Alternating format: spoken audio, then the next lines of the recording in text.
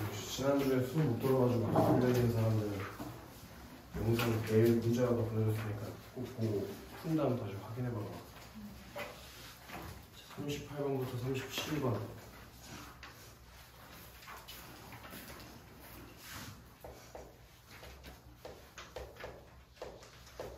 강제와 관련된 지문인데 얘가 지문 읽기 전에 먼저 봐야 되는 게 문제를 먼저 봐야 돼. 예를 들어 33번 문제 봐봐. 33번 문제에 있는 선택지를 한번 훑어보는 거야. 그래야지 내가 풀어야 되는 문제의 내용이 뭔지를 알 거 아니야. 그걸 먼저 보고 가는 거야. 예를 들어 1, 2번 같은 경우에서 33번 문제에서 윗글에서 알 수 있는 내용으로 접근하지 않았다고 그러는데 그럼 4개는 알 수 있어야 되는 거잖아. 그지? 그럼 여기에 나와 있는 단어들을 한번 보는 거야. 예를 들어 1, 2번에 수요의 가격 탄력성이라는 단어가 들어가 있지 않아? 그지? 그럼 분명히 지문에서 수요의 가격 탄력성을 얘기를 할 수밖에 없어. 왜냐면 4개는 맞으니까. 그지? 그래서 지문에 수요의 가격 탄력성이라는 얘기가 나왔을 때 이걸 이해해야 되는 내용이구나. 그걸 알고 가야지. 이해됐냐? 난 3번에 상품 판매자의 판매 수입 산출 방법. 그러면 판매 수입 산출 방법에 대해서 얘기를 하는구나 정도 이해해 볼 수 있잖아. 그리고 4번에 대체제. 이런 얘기가 나왔을 때 대체제라는 게 지문에 나올 텐데 그럼 이게 뭔지 생각해 보면서 읽어야지. 무슨 얘기인지 알겠어? 33번에서 글의 내용이 뭐일지 대충 짐작을 해본다는 거야. 그리고 34번에 윗글을 참고할 때 보기에 가부터 다에 들어갈 말을 바르게 짝지으라고 했는데 보기는 슬 보니까 사례야 사례. 그러니까 이거는 어차피 읽어도 의미가 없어. 다만 선택지에 있는 얘기는 봐야지. 비탄력적이랑 탄력적, 사치제랑 필수제 이런 단어들이 공통적으로 보이는 게 보이지. 그럼 뭐가 어떨 때 비탄력적이고 어떨 때 탄력적인지를 알아야겠네. 그리고 필수제가 뭔지 사치제가 뭔지 이해해봐야겠네. 그리고 그런 내용들이 나왔을 때 이 문제를 풀어야 되는구나. 그 생각을 가져야 된다는 거야. 그리고 35번에 A의 이유로 가장 적절한 걸 고르라고 했는데 A가 뭔가 봤더니 지문의 맨 마지막 문장에 써있어. 수요의 가격 탄력성을 파악하는 것은 판매자에게 매우 중요한 일이다. 그럼 지문에 그게 왜 중요한지 써있을 것이고 그게 35번 문제의 답 아니야? A가 수요의 가격 탄력성을 파악하는 게 판매자한테 매우 중요한 일이라며? 그럼 왜 중요한 일인지를 맞추는 걸 거 아니야. 이해돼? 근데 그런 것들은 친구들 보통 그 선지가 들어가 있는 문단 안에 답이 나와 있어. 그게 무슨 얘기냐면 마지막 문단을 읽어보면서 35번의 답을 니네가 찾아내야 된다는 거야. 뭔 얘기인지 알겠어? 그 다음 36번 같은 문제에다가 별표를 맞춰라. 이게 3점짜리라서 별표를 치라는 게 아니야. A라고 하는 걸 바탕으로 보기를 탐구하라며. 그지? 이건 문학이랑 거꾸로인데 비문학 같은 경우에는 보기를 가지고 A를 푸는 게 아니라 A를 가지고 보기를 푸는 거야. 모의고사 비문학은 지문에 있는 부분을 가지고 문제를 해결하게 돼 있다고. 오케이? 그래서 나라면 A가 나오는 그 3문단을 읽고 나서 바로 36번 문제를 풀러 갈 거라고. 무슨 얘기인지 알겠지? 그치? 어휘는 나중에 별개로 따로 떼서 풀자고. 그래서 그렇게 좀 어떤 지문의 내용일지 예측을 해보고 방법은 여러 가지가 있는데 문단마다 끊어서 답을 확인해보는 방법도 있고 아니면 글 전부 다 읽고 나서 문제 푸는 방법도 있는데 오늘은 이 지문은 한 문단 읽고 선택지 해결하고 한 문단 읽고 선택지 확인해보는 방법으로 문제를 풀 거야. 무슨 얘기인지 알겠어? 그렇게 1문단 읽으러 가보자고.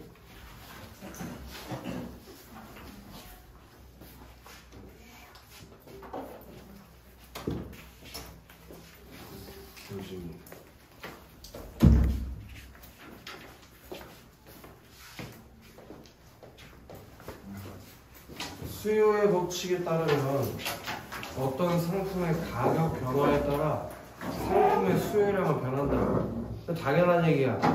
야, 비싸지면은 그거 사겠냐? 전부 다 비싸지면?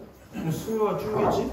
가격이 오르면 수요는 떨어지는 거잖아. 그게 내가 중학교 때 배웠던 사회 시간에 배운 수요 공급에 대해서 배울 때 나오는 내용이잖아. 이제 그 정도 이해해주면 돼. 그리고 얘한테 나 같으면 네모를 하나 받겠다. 수요의 가격 탄력성.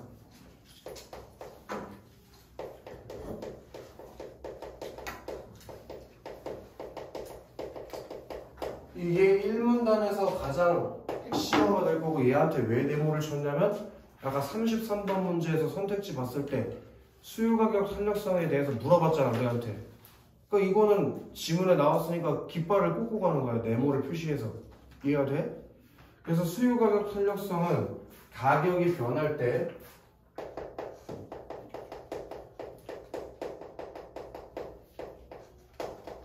수요량이 변하는 정도를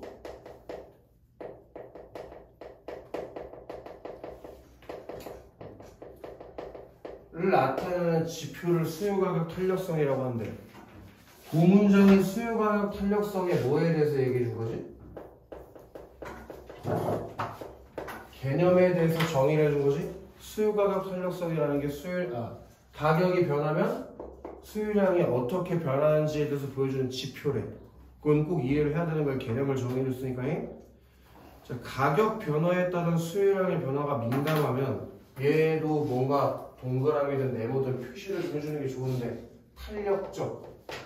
이것도 표시를 하는 이유가 뭔지 생각해봐.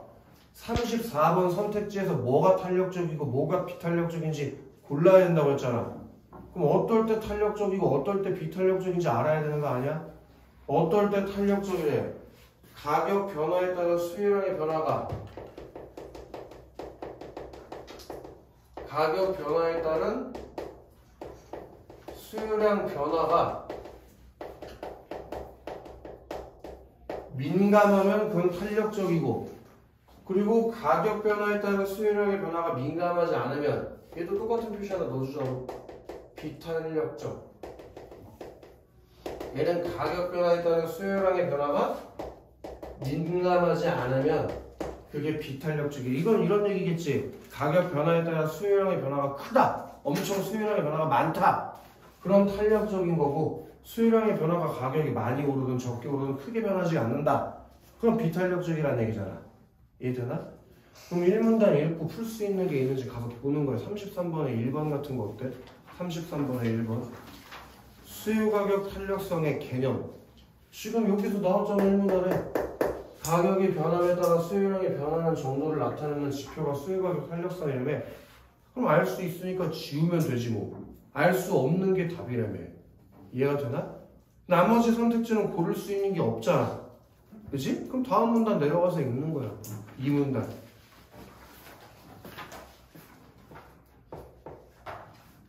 수요가격 탄력성이라는 얘기가 나오면 알아서 이제 똑같은 표시를 가져가. 오케이? 자, 수요가격 탄력성에 영향을 주는 대표적인 요인에는 세 가지가 있다. 그럼 이 문단의 중심 내용이야. 첫 번째 문장에 나와버렸어. 수요가격 탄력성에 영향을 주는 대표적인 요인이 뭔지 그걸 설명해 주는 게 이 문단의 중심 내용일 거 아니야. 그치? 세 가지가 있대. 첫째, 그 수요가격 탄력성에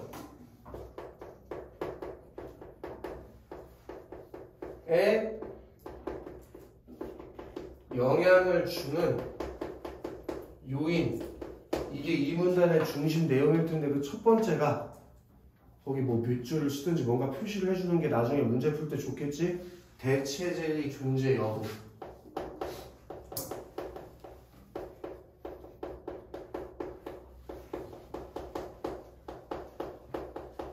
수요가격 탄력성에 영향을 줄 때 대체제가 있냐 없냐에 따라서 영향을 줄지 말지가 결정된대요. 어떤 상품에 밀접한 대체제가 있으면 소비자들은 그 상품 대신에 대체제를 사용할 수 있으므로 그 상품 수요의 가격 탄력성은 탄력적이다. 이건 이렇게 정리가 되어야겠다.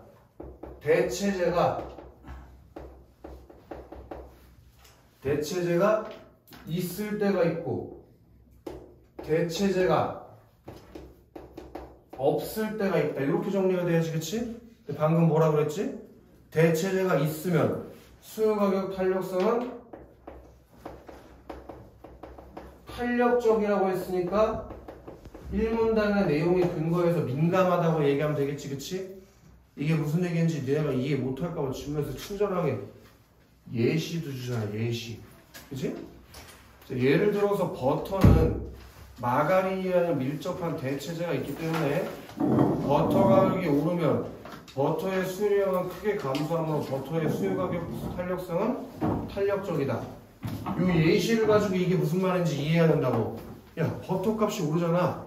그럼 누가 버터를 사니? 버터 대신에 마가린 쓰면 되는데 그럼 사람들이 다 마가린을 사러 갈 거 아니야.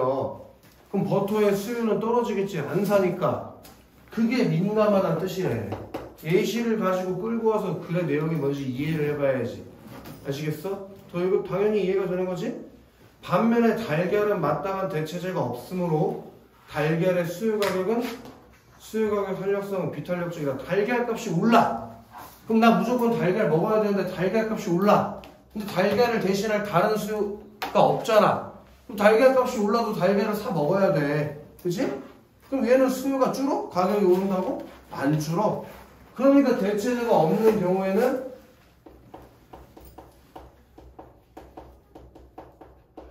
비탄력적이다. 이것은 가격 변화에 민감하지 않다. 이걸 의미하는 것이다 라고 이해하고 가면 되는 거지. 알겠냐? 더봐도 되겠지? 둘째, 필요성의 정도.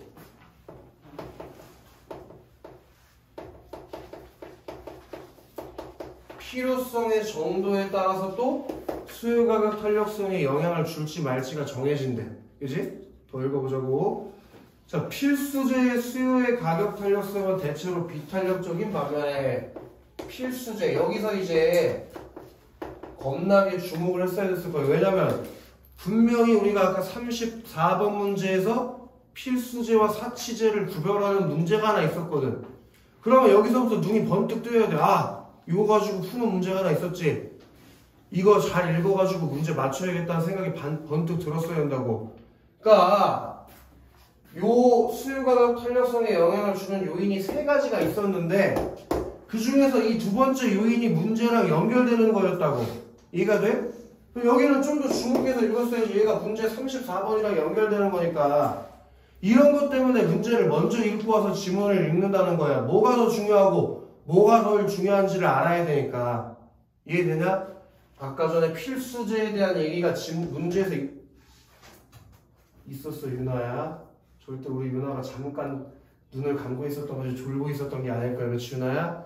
그러다가 영원히 잠잘 수가 있어. 더워서 그렇구나, 지금. 그치? 여기를 얼음왕국으로 만들어야지. 자, 필수제의 수요가격 탄력성은 대체로 비탄력적이라고 했다니. 얘는 비탄력적이야. 가격 변화에 별로 민감하게 반응하지 않아. 반면에라는 말 너무 중요하지. 반면에 대조할 때 쓰는 거예요. 사치제. 자, 사치제의 경우에는 가격 탄력성이 대체로 탄력적이다. 얘는 민감하게 반응한다. 예를 들어서 필수제인 휴지의 가격이 오르면 아껴 쓰긴 하겠지만 수요량이 급격하게 줄어들지 않는다. 아니, 당연하잖아. 휴지가 없어. 휴지값이 올랐다고 휴지를 니네가 안 써? 그럼 니네 똥 닦고 와. 뭘로 닦아? 손으로 닦을 거야? 그렇진 않을 거잖아. 그러니까 좀 덜 쓰긴 하겠지만 그걸 대신할 수는 없잖아. 여기서 이제 이런 생각을 가지고 하면 안 돼. 이거 비문학에다 꼭 이지랄하는 놈들이 있는데 휴지값이 오르면 그럼 종이로 닦으면 되지 않나? 그럼 종이 가지고 와서 닦지 뭐. 그런 이상한 상상에 빠지면 안 돼. 그냥 얘가 그렇다고 하면 그런 거야. 알겠어? 딴 생각하면 안 돼. 지푸라기로 닦으면 되지 않나요? 그런 생각을 가지고 가면 안 된다고. 지문에서 말한 내용만 생각하는 거지. 그 이외의 상상을 하면 안 돼. 아시겠어? 그러나 사치제인 보석의 가격이 상승하면 그 수요량이 감소한다. 보석은 안 가지고 있으면 그만이잖아. 비싸지는데 그걸 사겠어? 그지? 다만 여기서 선생님이 좀 얘기해주고 싶은 게 있는데 봐봐. 여기 지금 대체제, 필수제, 사치제 이런 얘기가 나왔는데 대체제가 뭔지, 필수제가 뭔지, 사치제가 뭔지에 대한 개념에 대해서는 설명해주지 않지. 그건 뭘 의미하는 거냐면 니네가 중학교 때 배웠었던 개념들 있지? 그런 것들에 대해서는 굳이 개념 설명을 해주지 않는다는 거야. 국어 지문이라고 하더라도. 뭔 얘기인지 알아? 이게 어떻게 연결이 되냐면 고등학교 3학년에 들어가잖아. 그럼 비문학 지문 읽을 때 과학이나 사회, 인문 지문 같은 걸 읽을 때 니네가 고등학교 1학년 때 배웠던 통합사회나 통합과학에 나왔던 개념들 있지? 그건 불친절하지만 지문에서 개념 설명을 안 해줘. 왜? 고등학교 1학년 때는 니네가 굳이 선택하지 않더라도 다 교과 과정에서 배우게 돼 있으니까 그런 건 자세하게 개념 설명을 안 해준다는 거야. 이해가 돼? 그러니까 그건 고등학교 1학년 때 다 통합으로 공통으로 배우는 거니까 다 알고 있을 거라는 가정하에 지문 설명이 들어간다고. 이해가 돼? 지금도 마찬가지야. 대체제, 필수제, 사치제 이런 것들에 대한 자세한 설명을 다 배제했지. 그게 왜 그런 거냐면 니네가 중학교 때 사회 시간에 다 배우고 왔을 거라는 걸 가정하고 지문 설명이 들어가는 거야. 이해돼? 그러니까 그 정도 배경 지식은 가지고 있어야 된다고. 비문학 지문 읽을 때. 무슨 설명인지 알겠어?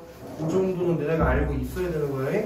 근데 지금 내가 이거 설명하고 있는 와중에 씨발 난 대체제가 뭔지 모르는데 난 필수제, 사치제 모르는데 어떡하지? 그러면 그거는 큰 문제가 있는 거야. 아시겠어? 그런 것들은 니네가 따로 공부를 해서 머릿속에 가지고 있어야 되는 거. 근데 우리 학원에 설마 멍청하게 대체제, 사치제, 필수제를 모르는 사람은 없을 거라고 생각해, 선우야. 그치? 대체제, 대체할 수 있는 제와 필수제, 꼭 필요한 제와 사치제, 꼭 필요하지는 않은 제와 그 정도는 다 알고 있잖아, 우리 선우가. 그치? 좋아. 더 읽어도 되지. 세 번째 요소. 자, 셋째. 보기도 당연히 밑줄이 좀 쳐져 있으면 좋지. 소득에서 지출이 차지하는 비중.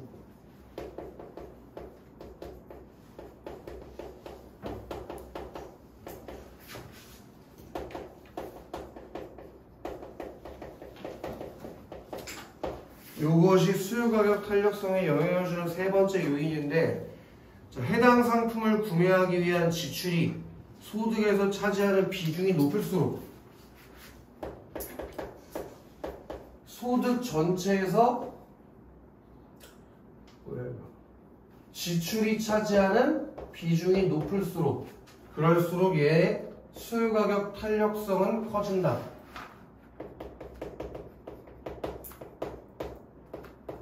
근데 이렇게만 이해하면 되지 뭐. 소득에서 차지하는 비중이 큰 상품의 가격이 인상되면 개인의 소비생활에 지장을 초래할 수 있으므로 그만큼 가격 변화에 민감하게 반응할 수밖에 없다. 무슨 얘기요? 예를 들어서 승현아, 내가 월급 100만원 벌어. 100만원. 근데 지금 내가 한국인이니까 쌀을 먹지 않고는 살 수가 없잖아. 그지? 근데 쌀값이 원래 내가 한 달에 한 10만원 정도 썼어. 근데 쌀값이 오를 수 있잖아. 쌀값이 갑자기 2배 뛰어서 20만원이 된 거야. 근데 내 소득은 그만큼 안 오르잖아. 내 월급이 갑자기 200만원이 될 리는 없잖아. 그러니까 100만원 벌던 거에서 10만원만 쓰면 됐던 게 20만원으로 올라버리면 원래 10% 차지하는 게 20% 차지하게 되는 거 아니야? 그럼 소득에서 차지하는 비중이 커지니까 그럼 덜 먹게 되겠지, 내가 밥을. 그치? 그런 식의 얘기를 하고 있는 거야 지금. 이해되셨어? 자, 그럼 두 번째 문단 읽었으니까 아까 얘기했던 대로 33번, 34번 문제에서 해결할 수 있는 게 있는지 가보자고. 33번 봐봐봐. 지금 33번에 우리가 본 내용 중에서 4번과 5번 얘기를 좀 읽어볼 수 있을 것 같아. 그치? 원빈아? 원빈아. 대체제의 유무가 수요가격 탄력성에 미치는 영향. 여기 있네. 대체제가 있냐 없냐에 따라서 수요가격 탄력성에 영향을 주는 거 알 수 있어 없어? 대체제가 있으면 탄력적이고 없으면 비탄력적이라며. 그럼 대체제 존재 여부가 유무가 수요가격 탄력성에 미치는 영향을 몰라? 알지 그치? 그럼 이것도 지워야지. 그 다음에 5번 수요가격 탄력성에 영향을 주는 요인들 뭐야? 대체제 존재 여부, 필요성의 정도, 소득에서 지출이 차지하는 비중. 근데 얘네들의 관계가 뭔지 알아? 예를 들어 이게 더 커지면 얘가 줄고 얘가 더 커지면 얘가 줄고 이런 관계를 얘기해줬어? 안 해줬잖아. 그럼 답이 나온 거지 뭐. 몇 번이고? 5번이지 뭐. 이렇게 하면 한 문제가 그냥 답이 나온다고. 중간에서. 아시겠어? 그 다음에 돈 34번 요 문제 우리 다 읽었으니까 이제 풀 수가 있어. 그거 한번 읽어봐라. 보기. 쌀을 주식으로 하고 각국은 얘를 주식으로 하는 나라에 비해 쌀을 수입하는 탄력성은 가입으로 그냥 읽어주고 끊어보자. 자, 쌀을 주식으로 한다고 했지. 쌀을 주식으로. 그럼 이거는 필수제 사치제를 따져보는 거니까 선택지에서 그것만 묻잖아. 그지? 쌀은 주식이니까 필수제 사치제 중에서 어디로 들어갈까? 필수제로 들어간다는 것 정도 이해할 수 있겠지? 그리고 밀은 뭐가 되는 걸까? 밀은 저기 사치제로 들어간다고 생각할 수 있겠네. 그지? 그럼 쌀 같은 경우에는 가격 탄력성이 어떻겠어? 비탄력적이겠지. 쌀은 어떤 것이니까? 필수제니까 여기로 찾아가야지. 필수제는 수요 가격 탄력성이 비탄력적이래잖아. 그지? 계속. 자동차보다 저렴한 오토바이가 주요 이동수단인 의무은 자동차가 주요 이동수단인 나라에 비해 자동차를 나로 인식하여 자동차 수요의 가격 탄력성은 더한다. 여기서도 자동차와 오토바이를 비교하는 건데 승현아, 이 나라는 나라가 좁나봐. 자동차보다 오토바이가 주요 이동 수단이래. 그럼 너가 생각할 때 오토바이랑 자동차 중에서 뭐가 필수제고 뭐가 사치제가 되겠어? 자동차와 오토바이. 오토바이가 필수제고 자동차는 사치제가 되겠지, 그치? 그때 자동차를 그럼 뭘로 인식해? 사치제로. 그럼 나에 들어갈 말이 사치제겠네? 그럼 다에 들어갈 말도 너무 쉽네. 자동차는 수요가격 탄력성이 탄력적이겠지. 답이 나오는 거 아니야? 몇 번이요? 2번이지 뭐 2번. 너무 쉽다. 그지? 근데 이렇게 두 문제가 우리가 두 문단밖에 안 읽어봐도 그냥 답이 나와버린다. 그렇게 푸는 게 또 문제를 빠르고 정확하게 푸는 방법 중 하나라는 거야. 꼭 지금 선생님이 하란 대로 할 필요는 없어. 내가 한 가지 방법을 보여주는 거야. 그냥 이렇게 하는 방법이 있다 하고. 아시겠어? 그럼 3문단으로 내려보자. 3문단. 수요가격 탄력성은 어떻게 계산할 수 있을까? 그렇게 이거는 1학년 지문이라서 친절해. 그냥 중심 문장을 문단의 맨 앞에 그냥 다 넣어줬어. 수요가격 탄력성은 어떻게 계산할 수 있을까? 수요가격 탄력성의 계산 방법에 대해서 알려주겠지. 설마 제정신이라면 비문학 지문에서 지가 질문하고 답을 안 알려주는 경우는 없을 거 아니야. 질문은 그냥 관심을 가지라고 하는 거고 이게 중심 내용이라는 거야. 계산 방법이 뭔지. 아시겠어? 자, 요거 별표를 하나 때려줄 건데 별표를 왜 별표를 때리는 거냐면 이게 경제 지문이든 아니면 과학 지문이든 기술 지문이든 뭔가 사칙 연산이 나오면서 계산하라는 내용이 지문에 나오면 무조건 계산하는 문제가 나와. 알겠냐? 근데 이게 무슨 대단한 수학이 아니고 곱하기 더하기 나누기 빼기 식 세워서 곱하기 나누기 더하기 빼기 하는 거 그거밖에 안 나와. 근데 고등학교 1, 2, 3학년 교육과정을 타고 온 친구들이 더하기 빼기 곱하기 나누기를 못해? 그건 아니겠지, 그치? 그 정도 계산을 하라는 문제가 꼭 출제가 돼. 지문에서 뭔가 식을 세워서 푸라는 얘기가 나오면 무조건 식 세워서 푸는 문제가 나와. 그러니까 그럼 니네도 식을 세워서 풀어봐야 된단 말이야. 알겠냐? 식을 세우라는 얘기야. 근데 이 지문은 또 친절해. 니네가 식 못 세울까봐 식을 그냥 써줬어. 얼마나 친절하니. 식도 줬는데 왜 계산을 안 해? 계산해! 계산해야 풀어! 알겠지? 계산해! 그래가지고 수요가격 탄력성은 수요량의 변화율을 가격의 변화율을 나눈 값이다. 얼마나 친절해! 왜 안 하는 거야? 계산하라는데.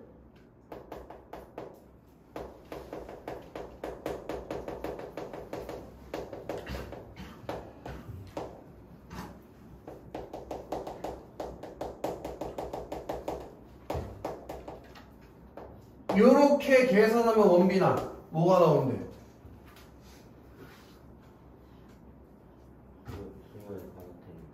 네? 뭐라고요? 수요의 가격 탄력성을 계산할 수 있대, 그치? 근데 너 수요량 변화율 계산할 줄 알아? 그걸 모르잖아. 그래서 옆에서 한 번 더 알려주지. 어떻게 계산하는 거라고? 분자는 기존의 수요량 분의 수요량의 변화분.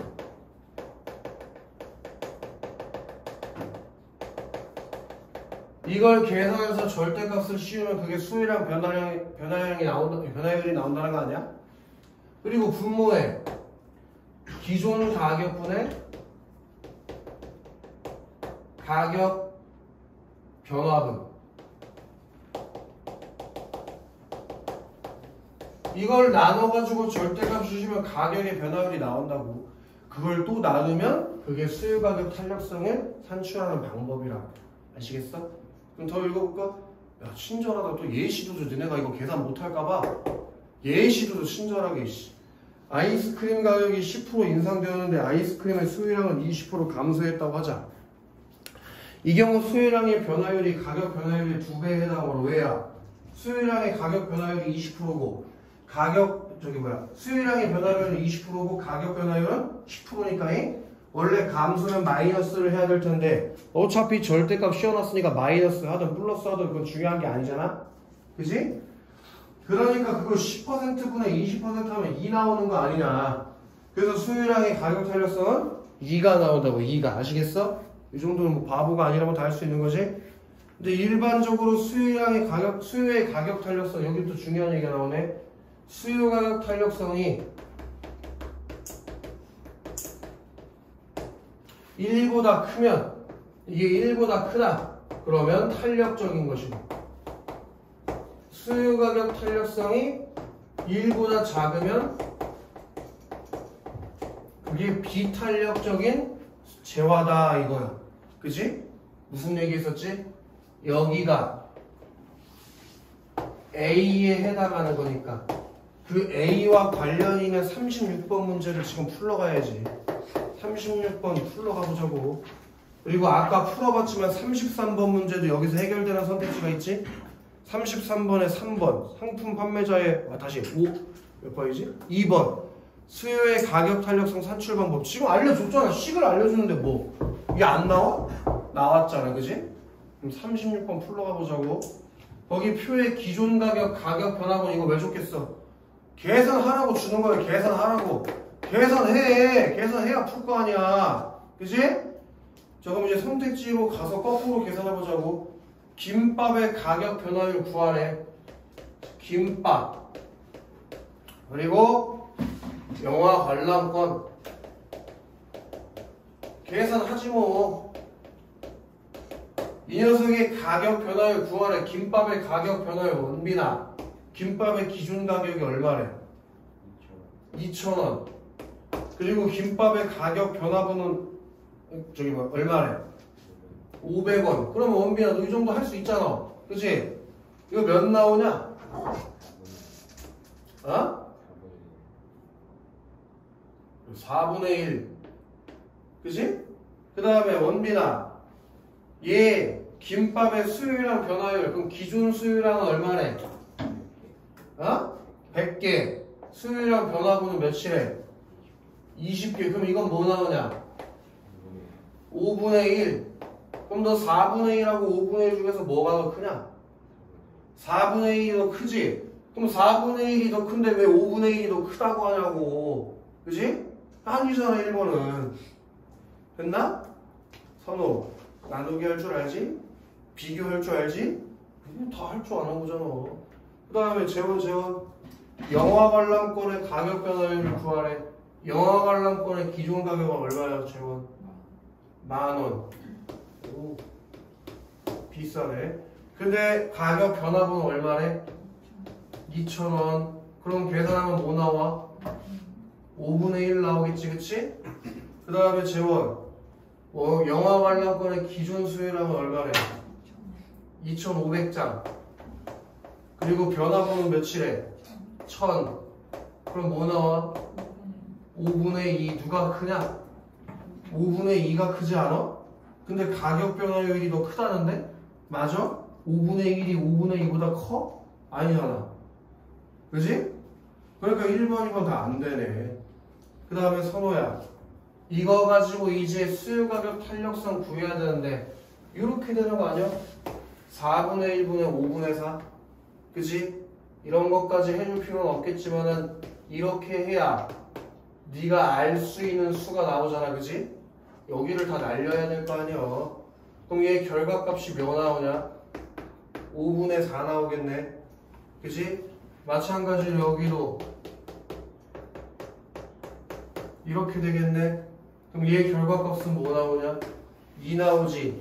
아까 수요가격 탄력성이 1보다 크면 탄력적이고 1보다 작으면 비탄력적이라고 했단 말이야. 그럼 김밥 같은 경우에는 어떤 제품이야?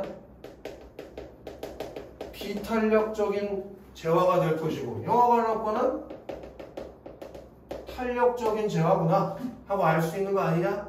그럼 3번에 김밥과 영화 관람권의 수요가격 탄력성은 모두 1보다 작다는데 왜 거짓말해? 영화 관람권은 2인데? 그럼 안 되네. 4번 김밥과 영화 관람권의 가격 변화율에 대한 수요량의 변화율이라는 건 뭘 물어보는 거야? 수요가격 탄력성을 물어보는 거지? 그게 같대.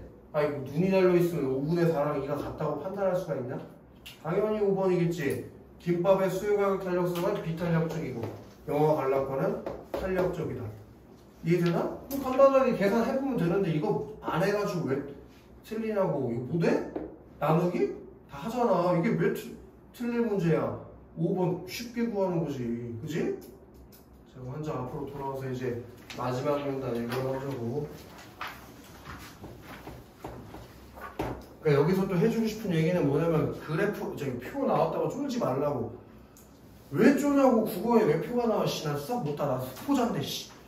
아이씨 수포자면 뭐 곱하기 나누기 더하기 빼기 못해? 그건 하잖아. 그지? 수포자랑 아무 상관이 없는 얘기예요. 마지막 문단 가보자고. 자, 수요가격 탄력성은 총수입에 큰 영향을 미친다. 총수입은 자,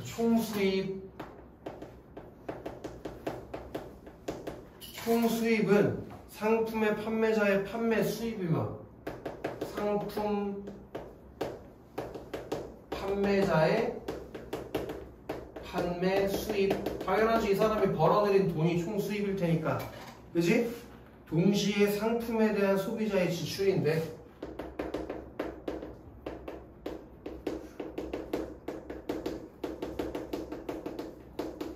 즉 무슨 얘기요? 총 수입, 상품 판매자의 판매 수입, 상품에 대한 소비자의 지출은 다 같은 말이다. 이런 얘기지, 그치? 그런데 이건 어떻게 구하냐? 제발 식이 나오면 좀 옆에 쓰든지 이해를 하든지 뭔가 해라이. 상품 가격에 상품 가격의 거래량을 곱한 수치로 산출할 수 있다. 그치? 자, 이는 일반적으로 수요가격 탄력성이 비탄력적인 경우에 가격이 상승하면 총수입도 증가하지만 자 이제 여기서부터 이해해야 될 것 같아.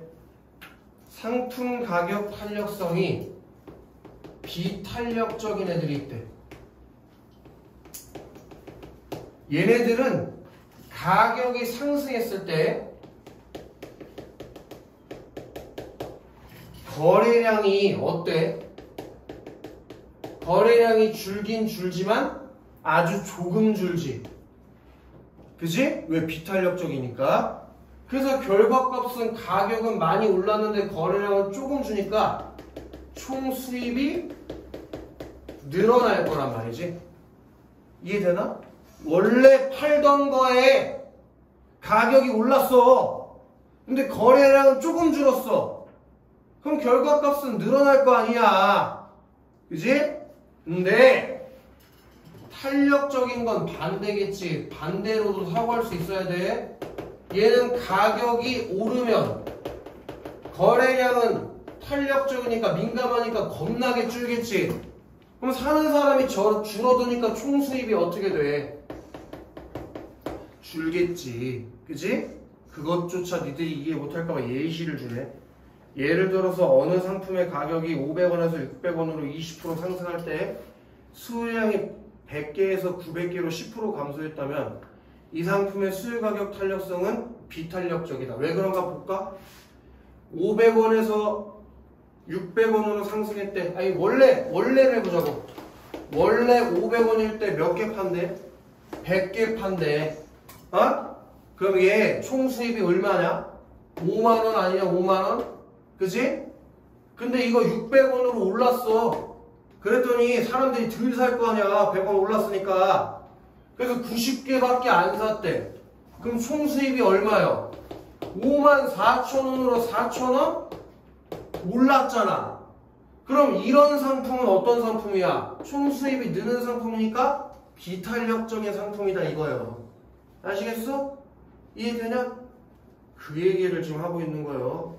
그러므로 수요 가격 탄력성을 파악하는 건 판매자에게 중요하대. 친구들, 이게 문제에 출제된 거였잖아요. 30 몇 번이요? 35번 문제. 이걸 파악하는 거, 이거 파악하는 거 왜 중요하냐? 내가 파는 게 탄력적인 건지 비탄력적인 건지 알아야 총수입이 늘지 줄지 예상할 수 있으니까. 그게 35번 문제의 답이 되겠지. 그지? 35번 문제 답을 찾아봐. 몇 번 읽었어? 4번이겠지. 4번. 수요의 가격 탄력성이 판매자의 총수입 증가 여부에 영향을 미칠 수 있기 때문에 이게 탄력적인지 비탄력적인지를 따져봐야 내 총수입이 늘지 줄지 알 거 아니야. 그래야 미리 대처를 하지. 그지? 그래서 답이 4번이구나 하고 알아갈 수가 있다. 너무 쉽다. 그 다음에 37번 같은 거 이거 사전적인 뜻 틀리면 외국으로 떠나라. 답이 이건 5번이다. 아시겠어? 자, 이제 앞으로 돌아와가지고